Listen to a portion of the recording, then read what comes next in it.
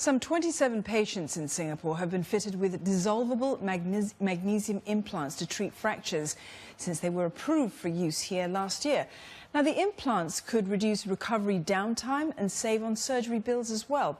The company behind the invention aims to establish Singapore as its hub in Asia. Angela Lim finds out more.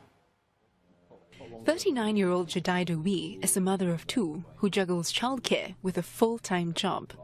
Last July, she fell down some stairs and fractured her ankle. To treat the injury, she chose to get dissolvable magnesium implants instead of the usual titanium or steel versions. Being on a cast for at least 2 weeks with 2 active children around, I don't think it was something that I was considering. And at the same time, because I was informed that the material used for this surgery actually dissolves in the body, so I wouldn't have the implant in my body, nor do I need to go for another surgery to remove it. That was the main deciding factor. But doctors say these implants may not be as strong as titanium implants, and surgeons may also need support to accurately assess patient recovery. Because the screw will become weaker over time and will provide less support for the fracture. The other one is that as the screw absorbed,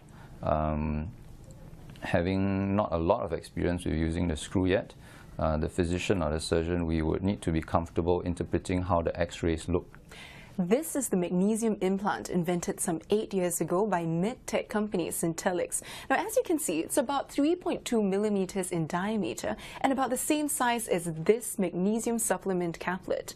Here's how it works. It holds bone fragments together to enable healing. And over time, as the bone grows, it is easily absorbed by the body, so the patient doesn't have to go for a second surgery to remove the implant. But when it comes to cost, patients may have to fork out a bit more at the outset. At the first glance, the implant is a little bit more expensive than a traditional titanium implant or a steel implant.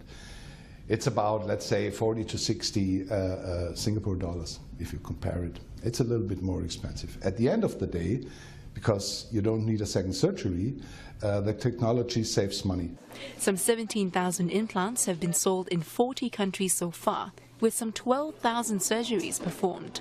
But Syntelix says that like most new medical technologies, the take-up rate has been slow. It's not so easy to disrupt a technology like titanium or steel. The most difficult is to convince the surgeons, because they are responsible for the patients, and they have to be very, very careful, and so they look at the new products very carefully. The company says Asia is the fastest growing market for the technology and hopes to establish Singapore as its regional distribution headquarters. It plans to establish an R&D arm here next year and work with research institutions to improve the product. It will also set up a support system to handle queries from the medical community next year.